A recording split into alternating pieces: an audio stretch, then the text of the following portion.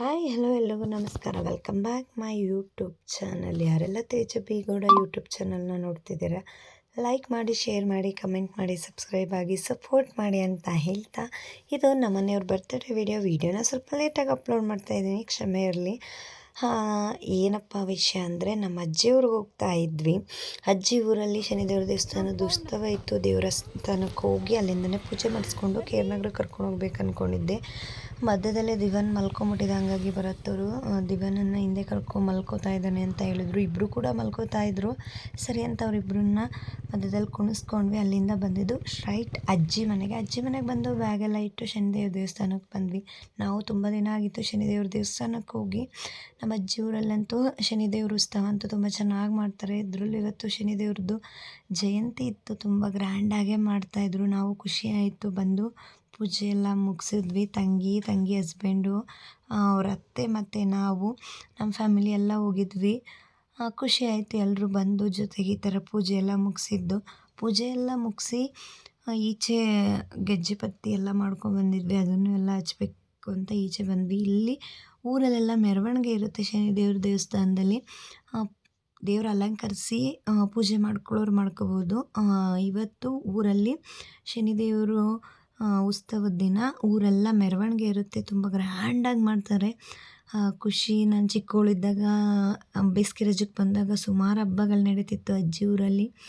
ನಾನು ಬೇಸಿಗೆ ರಜಕ್ಕೆ ಬಂದಾಗಂತೂ 2 ತಿಂಗಳು ಇಲ್ಲಂತೂ ತುಂಬ ಹಬ್ಬಗಳನ್ನೆಲ್ಲ ಮತ್ತು ಇಲ್ಲಿ ಮಾಡುವಂಥ ಪ್ರತಿಯೊಂದು ದೇವ್ರ ಕಾರ್ಯಗಳನ್ನೆಲ್ಲ ನೋಡಿ ಫುಲ್ ಖುಷಿ ಆಯ್ತಿತ್ತು. ಇನ್ನು ಮಕ್ಕಳು ಕೈಲೂ ಕೂಡ ಗೆಜ್ಜೆ ಬತ್ತಿ ಎಲ್ಲ ಹಚ್ಚಿಸಿದ್ವಿ. ಖುಷಿ. ಹಬ್ಬ ಒಂದೇ ಸಲ ಒಂದು 15 ದಿನ ಈ ಹಬ್ಬಗಳಂತೂ ತುಂಬ ಚೆನ್ನಾಗಿ ಮಾಡ್ತಾರೆ. ನನ್ನ ಮಗ ನಾನು ಹಚ್ತೀನಿ ಅಂತ ಇದ್ದಾನೆ. ಬೇಡ ಕೈ ಸುಟ್ಕೋತಿ ಅಂತ ಇದ್ವಿ. ಹೇಳಿದ ಮಾತೇ ಕೇಳಲ್ಲ ಸ್ವಲ್ಪ. ಬೇಡ ಕಣಪ್ಪ ಅಂದ್ಕೊಂಡು ಅಲ್ಲೇ ಒಂದು 5 ನಿಮಿಷ ಕೂತಿದ್ವಿ.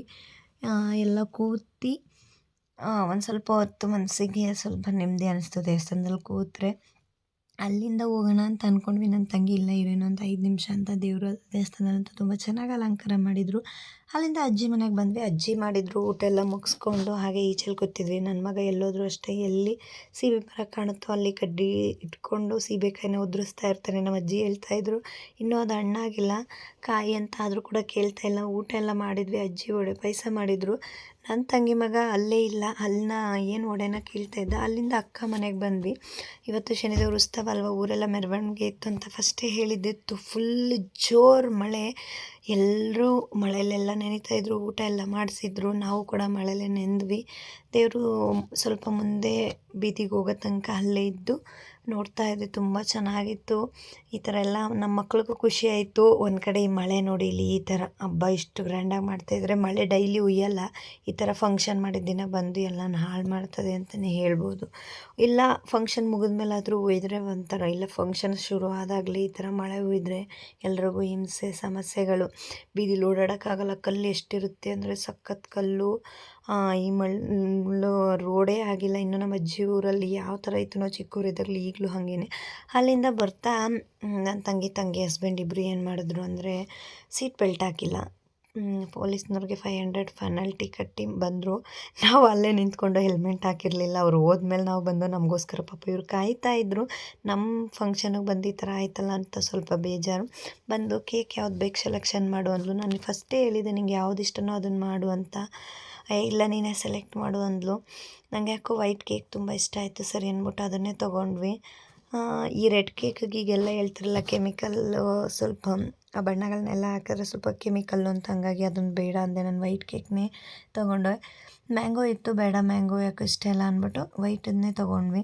ಮಕ್ಳು ಇನ್ನೂ ಬರ್ತಡೇನೇ ನಮ್ಮನೆಯವ್ರದ್ದು ಇನ್ನೂ ಮಾಡೇ ಇಲ್ಲ, ಒಳಗಡೆನೇ ಹೋಗಿಲ್ಲ.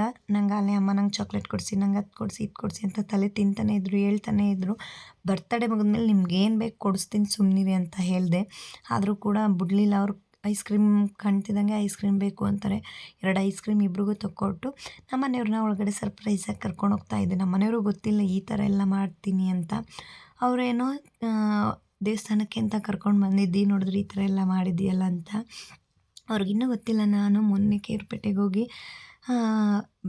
ಬ್ಲಡ್ ಆರ್ಟ್ ಫೋಟೋ ಮಾಡಿಸ್ಕೊಂಬಂದಿದ್ದೀನಿ ಅಂತ. ಅವೆಲ್ಲ ನೋಡಿದ್ಮೇಲೆ ಅವರಂತೂ ಫುಲ್ಲು, ಏನು ನೀನು ಏನು ಹೇಳಲ್ಲ, ಈ ಥರ ಎಲ್ಲ ಮಾಡಿದೆಯಲ್ಲ ಅಂತ ಅಂದರು. ನನ್ನ ಕೈಲಿ ಇಷ್ಟೇ, ನಾನು ಮನೆಯಲ್ಲೇ ಇರ್ಬೋದು, ಹೌಸ್ ವೈಫೇ ಆಗಿರ್ಬೋದು. ದೊಡ್ಡ ದೊಡ್ಡ ಉಡುಗೊರೆ ಕೊಡದೇ ಹೋದ್ರೂ ಪರವಾಗಿಲ್ಲ, ಚಿಕ್ಕ ಚಿಕ್ಕ ಉಡುಗೊರೆನ ಕೊಟ್ಟು ಅವ್ರನ್ನ ಖುಷಿಪಡಿಸೋ ಆಸೆ ನನ್ನದು. ಖುಷಿಯಾಗಿದ್ದರು ಇವತ್ತು, ಪೂರ್ತಿ ಖುಷಿಯಾಗಿ ನೋಡಿಕೊಂಡೆ ಅನ್ನೋ ಖುಷಿ ನನಗೆ ಸಿಕ್ತು. ನಮ್ಮೆಲ್ಲ ಬರ್ತಡೇಗೆ ಅವ್ರು ನಮಗೆ ಗಿಫ್ಟನ್ನ ಕೊಡ್ತಾರೆ. ಅವ್ರು ಖರ್ಚು ಮಾಡೋದ್ರಲ್ಲಿ ನಾವೇನೂ ಅಲ್ಲ, ನಮ್ಮದು ಚಿಕ್ಕ ಚಿಕ್ಕದಷ್ಟೇ. ಖುಷಿಪಟ್ಟರು ಫ್ಯಾಮಿಲಿ ಎಲ್ಲ. ಈ ಥರ ಇತ್ತು ಇವತ್ತಿನ ವೀಡಿಯೋ. ನೋಡಿ, ಎಲ್ಲ ಸೆಲೆಬ್ರೇಷನ್ ಎಲ್ಲ ಮುಗಿದ್ಮೇಲೆ ಎಲ್ಲ ಕೂತು ತಿಂಡಿ ಏನು ಬೇಕು ಆರ್ಡ್ರ್ ಮಾಡ್ಕೊಂಡು ತಿಂದ್ವಿ. ಕೇಕೆಲ್ಲ ತಿಂದು ನನ್ನ ಮಗ ಈ ಥರ ಕೂತಿದ್ದೆ. ಇದಾಗಿತ್ತು ವಿಡಿಯೋ. ಮತ್ತೊಮ್ಮೆ ಸಿಗ್ತೀನಿ. ಧನ್ಯವಾದಗಳು.